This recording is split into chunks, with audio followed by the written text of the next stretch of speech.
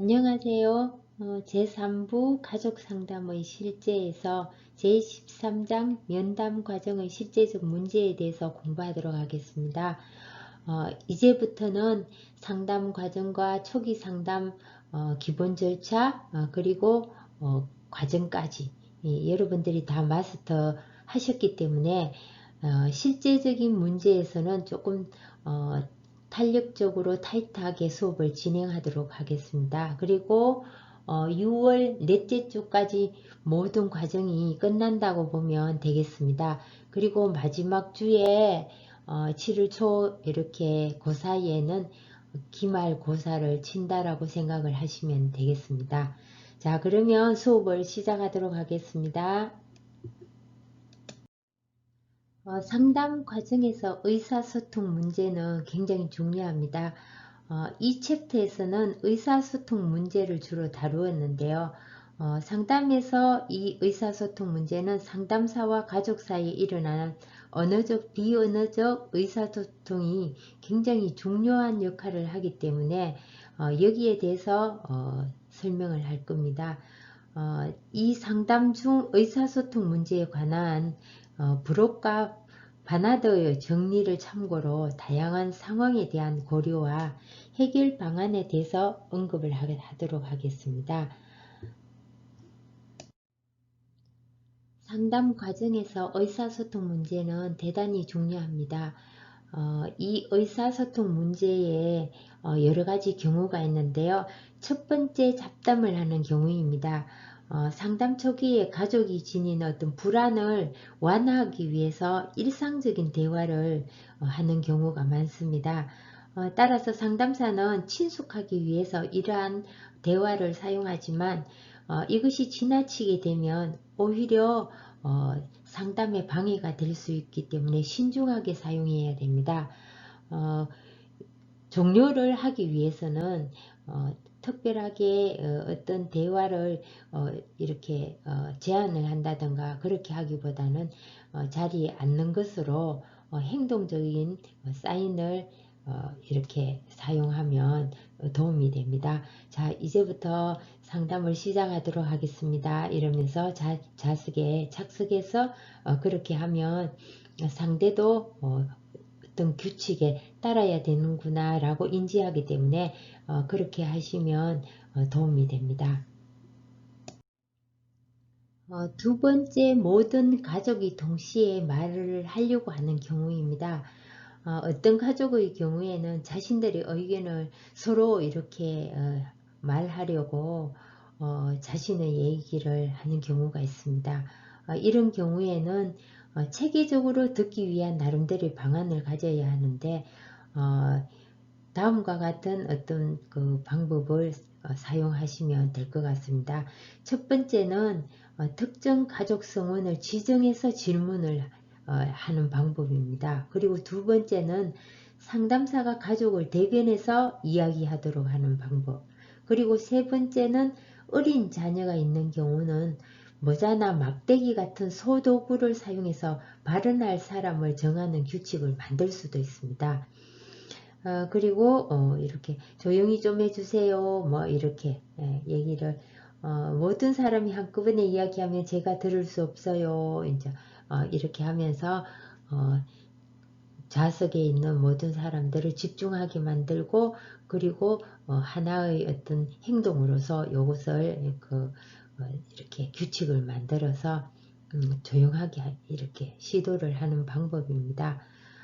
그리고 네 번째는 모든 시도가 아무런 효력을 발휘하지 못하면 잠시 상담을 중단했다가 다시 시작하는 것이 좋습니다. 이러한 상담사가 제시한 새로운 규칙은 가족들의 의사소통의 향상이나 문제를 잘 다룰 수 있도록 그렇게 이렇게 자원을 개발하는데 도움이 된다는 것도 가족에게 알리는 것이 좋습니다. 상담 과정에서 의사소통 문제 세 번째에 해당하는 아무도 발언하지 않는 경우입니다. 상담에서 가족들이 침묵하는 경우는 원인을 생각해 볼 수 있는데요. 일반적인 경우에는 가족 상호작용이 원만하지 못할 경우에 자신의 생각이나 감정을 억압하는 경우입니다. 하지만 가족이 보이는 침묵이 무엇을 해야 할지 모르기 때문에 생기는 것일 수도 있고요. 또 대화의 어떤 기술 부족에 의해서 생길 수도 있고, 또 항상성 유지를 위한 방편인 이런 것들이 이 원인의 경우가 될 수가 있거든요. 그러면 어느 경우에 해당되는지를 상담사는 잘 이렇게 판단을 하셔야 됩니다. 만약 가족이 어떤 상담 경험이 없기 때문에 침묵을 하게 된다면, 상담 과정이라는 것은 서로에게 기대하는 생각이나 감정을 나누는 곳이라고 이해를 시키고, 자신의 어떤 감정을 이야기할 수 있도록 격려를 하는 것이 중요합니다. 그리고 상담사는 가족의 생각과 감정을 추론해서 이를 공개적으로 표현함으로써 침묵이라는 가족 규칙을 깨뜨려 주는 것이 바람직합니다. 네 번째 이제 경우인데요. 두서없이 떠드는 경우입니다. 이런 경우에는 상담사가 섣불리 말을 가로채지 않으면서 발언권을 얻는 방법을 찾을 필요가 있습니다. 대부분 상담사는 가족에게 수용력이 부족하게 보이는 것을 피하기 위해서 두서없이 떠드는 가족들을 그냥 방치하는 경우가 있는데요. 두서없이 떠드는 가족을 위해서 몇 가지 방법을 사용할 수 있습니다. 첫 번째는 상담사가 합법적으로 끼어들어서 가족에 대한 관심과 이해를 전달하는 방법입니다.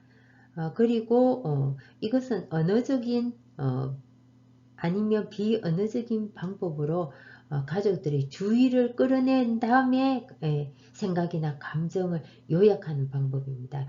그리고 두 번째는 상담사가 선택한 화제로 대화를 재조정하는 것입니다. 이것은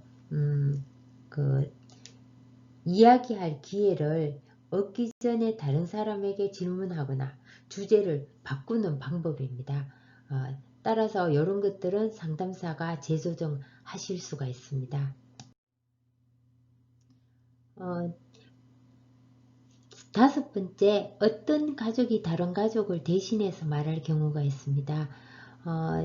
이 사람의 입장에서는 모든 것을 잘하는 것처럼 느낄 수 있으나 대변당한 당사자는 무시 또는 억압당한다고 느껴서 좌절하기 쉽기 때문에 가족 중에서 다른 사람을 대신해서 이야기해서는 안 된다는 규칙을 만드는 것이 효과적입니다.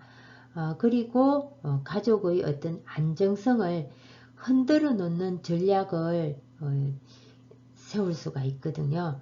그래서 이러한 것들은 상담사가 전체를 통찰하면서 자신의 어떤 전문적인 기술을 발휘해서 대신해서 말하지 않도록 기분 나쁘지 않도록 그렇게 규칙에 모두 동의했으면 좋겠습니다. 다른 사람을 누구도 대신해서 이야기하면 안 된다는 규칙에 동의했으면 좋겠습니다. 라고 이렇게 표현을 하는 것이 좋습니다. 그래서 그러한 상황에 대해서 종료를 하고 자신의 직접 자기 감정을 표현할 수 있도록 그렇게 하면 그 상담에 있어서 바람직한 과정이라고 말씀드릴 수 있습니다. 상담 과정의 의사소통 문제에서 여섯 번째 경우에 해당하는 가족이 상담사에게만 말을 하는 경우가 있습니다. 주로 초기 상담 과정에서 자주 보이는 현상인데요. 이것은 말을 하는 그 가족이 상담사와 삼각관계를 만들 우려가 있습니다. 그래서 이러한 삼각관계가 형성이 되게 되면 상담사가 계속 청취자의 어떤 역할을 맡게 되거든요. 그렇기 때문에 이런 친밀감 대신 상담사와 가족 중 한 명과의 관계에 대한 상호작용이 발전하게 되므로 이 삼각관계를 형성하지 않도록 하셔야 됩니다. 그리고 가족을 중에서 발언하는 그 사람이 언급된 어떤 다른 가족 성원에게 직접 이야기할 수 있도록 요구하고, 그것이 가족 상호작용을 훨씬 더 효율성과 효과성이 있다라고 이해할 수 있도록 상담사가 설명을 해야 됩니다. 그래서 이런 경우에는 두 사람을 마주보게 앉히거나 아니면 자신에게만 말하는 가족 성원과 일직선상에 함께 하기도 합니다.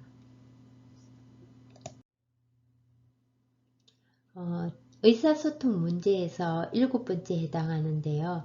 다른 가족을 비난하는 경우입니다. 상담 초기 과정에서 이 상담이라는 자체가 이제 가족이나 상담사에게는 새로운 경험이기도 하지만 시간이 지나면서 어느 정도 친밀감이 형성되면 이 상호작용에서 자신의 어떤 평소 행동들이 이제 나타나게 됩니다. 비난을 하거나 직면하거나 또 어떤 경우에는 공격적으로 이렇게 나오기도 하고요. 그리고 굉장히 방어적인 어떤 행동, 이런 것들이 드러나게 됩니다. 그러면 상담사는 이러한 그 행동이 발생할 때, 상황이 발생할 때 그것에 대해서 대응할 수 있는 어떤 조치들이 필요한데요. 만약 이런 조치가 없으면 상담 과정에서 행동을 해도 괜찮다고 이 사람들이 이해할 수 있기 때문에 이런 데에 대한 조치를, 방안을 상담사는 생각해 두셔야 합니다. 이러한 경우에 할 수 있는 행동들은 상담사가 할 수 있는 전략입니다. 이렇게 제지하는 표정이나 손을 흔들어서 그 상호작용을 멈추게 하거나, 또 아니면 비난하는 사람에게 건설적인 방법으로 자신의 감정과 생각을 이야기할 수 있도록 요구하고, 또 공격적인 행동이 의사소통 과정에서는 도움이 되지 않는 것에 대해서 또 설명을 하셔야 됩니다. 따라서 이처럼 상담사가 역기능적인 어떤 의사소통을 막기 위해서는 일관된 주의를 기울이고요. 또 가족들은 자신들의 의사소통을 보다 기능적이고 새로운 유형으로 변화시킬 수 있도록 상담 과정을 진행하셔야 됩니다. 의사소통 문제에서 8번째 경우입니다. 문제를 분명하게 정의하지 못할 경우에는 가족들이 명료한 의사소통을 할 수가 없습니다. 따라서 명료한 의사소통을 할 수 있도록 도우고, 또 잘못 사용되는 용어나 정상에 대해서 의미를 분명히 하는 것은 상담 과정에서 상담사가 해야 할 중요한 역할입니다. 가족이 혼란을 느끼거나 무엇을 의미하는지 알지 못하는 경우에는 용어나 정상을 명확히 정의할 기회를 주고요.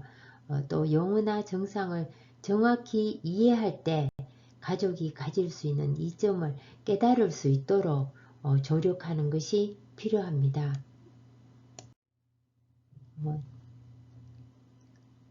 면담 과정의 실제적 문제에서 2번째 챕터에 해당하는 행동 변화에 도움이 되는 기법입니다.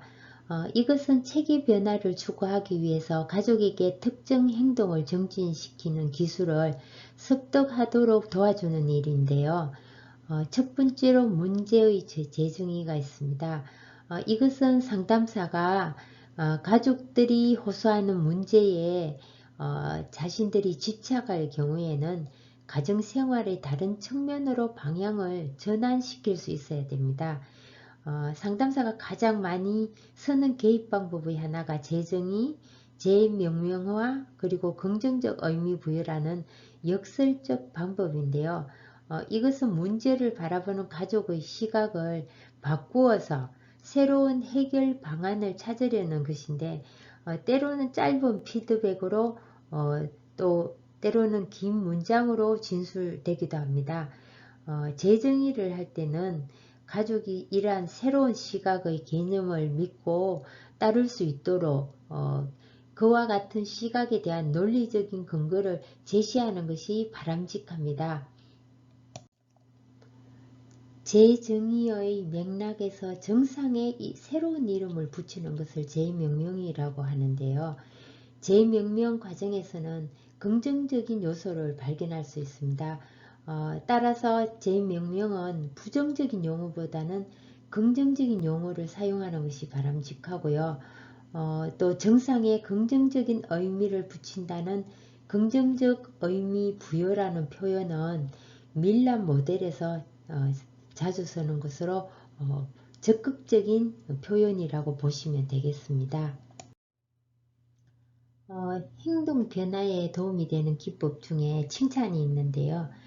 이 칭찬은 상담사가 굉장히 유용하게 가족들을 변화시킬 수 있는 방법에 해당이 됩니다.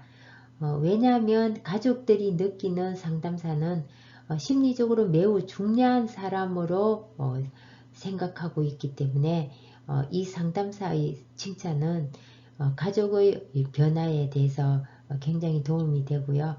또 해결 중심 가족 상담에서는 메시지 작성 시 칭찬이 많은 부분을 할애하기도 합니다.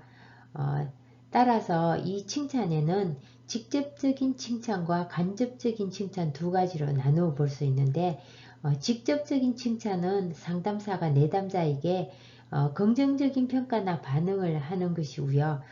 두 번째 간접적인 칭찬은 질문의 형태로 내담자에게 어떤 긍정적인 요소를 암시하는 것인데 간접적인 칭찬이 가족이 가진 좋은 점이나 가능성을 스스로 발견할 수 있는 계기가 되기 때문에 직접적인 칭찬보다 치료적인 효과를 더 높일 수가 있습니다. 행동 변화에 도움이 되는 기법 중에 세 번째에 해당하는 경험적 기법인데요.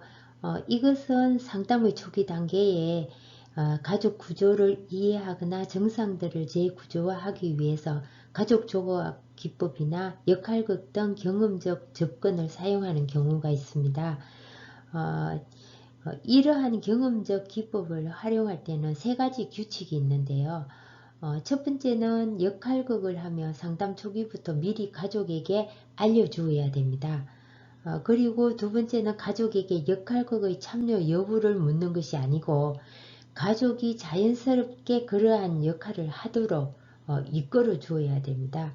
그리고 세 번째는 역할극에서 할 역할을 자세히 설명하여서 가족은 자신이 무엇을 해야 하는지 정확하게 파악할 수 있도록 하셔야 됩니다. 행동 변화에 도움이 되는 기법 중에 직면이 있습니다. 상담 과정에서 이 직면은 양면적인데요. 가족을 변화시키는 어떤 효과적인 공헌도 할 수 있지만 파국으로 이끌 가능성도 가지고 있습니다.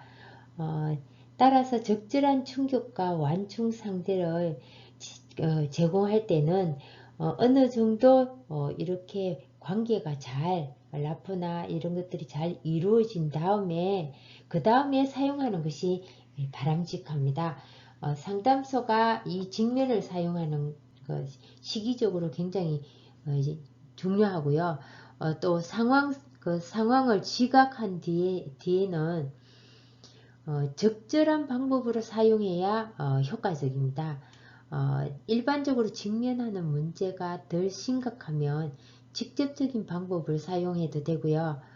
또 그것이 가진 어떤 유해 요소가 많다고 판단이 되면 은유와 같은 간접적인 방법으로 사용해야 효과적입니다. 행동 변화에 도움이 되는 기법 중에는 과제가 있습니다. 이 과제는 가족에게 어떤 과제를 수행하도록 요구하는 것인데요. 가족에게 과제를 제공할 경우에는 고려해야 될 사항들이 있습니다. 첫 번째는 가족의 과제 수행 여부를 파악을 해야 되고요. 두 번째는 가족에게 과제가 중요하고 또 과제를 수행했을 때 얻을 수 있는 점은 어떤 것들이 좋은 점이 있는지를 설명해 주셔야 됩니다. 그리고 세 번째는 과제를 수행하는 방법에 대해서 구체적으로 설명을 하고, 또 가족은 구체적 시행 방법이 제시될 때 과제를 실천할 확률이 높습니다. 다음 회기의 어떤 시작 단계에서 지난 회기 과제로 내준 것을 실천했는지 확인하는 질문을 하는 경우가 있는데요. 상담 초반부의 과제를 확인하는 목적은 상담을 보다 용이하게 진행하는 방법으로 활용을 할 수 있고요. 그리고 과제의 중요성을 강조해서 상담사와 신뢰를 유지하는 데도 도움이 됩니다. 그리고 가족에게 이러한 것들이 상담 과정이 유기적으로 연계되어 있고 또 상담 회기의 활동이 이어진다는 점을 이해시키면 그 가족들도 굉장히 적극적으로 참여를 할 수도 있습니다. REBT 상담에서는 이러한 과제를 부여하고요. 또 행동치료에도 과제를 부여합니다. 따라서 이런 과제들이 사람을 변화시키는 데는 직접적으로 바로 연결이 되는 어떤 것들이 많거든요. 물론 그것이 보완되거나 과제를 수행했을 때 우리가 또 이렇게 강화시키는 의미에서 스티커를 발행한다든가 선물을 준다든가 이렇게 해서 그러한 행동들이 계속 수정되고 변화될 수 있도록 개인 상담일 경우에는 이러한 것들을, 특히 아동들에게는 이러한 것들을 우리가 방법을 사용합니다. 그리고 또 이 회기상담 안에서 가족이 그린 가계도를 중심으로 가족들이 어떻게 느끼고 어떤 생각을 했는지 나눠보는 것도 상담 과정에서 굉장히 중요한데요. 가족이 과제를 이행하지 않을 때 두 가지 해석이 가능할 수 있습니다. 첫 번째는 상담에 대한 저항이고요. 두 번째는 가족이 과제의 필요성을 이해하지 못했을 경우이기 때문에 첫 번째든 두 번째든 상담에 대해서 우리가 다시 한번 재회기 상담에 대한 어떤 목표나 또 아니면 과제의 필요성에 대해서 충분히 재설명하여서 이해를 도우고 참여하실 수 있도록 그렇게 조력하는 것이 바람직합니다.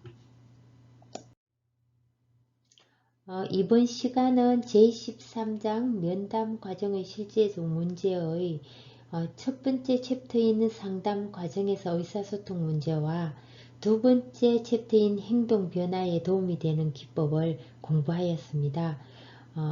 지금까지 시청하시느라 여러분 수고 많으셨고요. 다음 시간에는 세 번째 챕터부터 공부를 하도록 하겠습니다. 다음 시간에 뵙겠습니다. 감사합니다.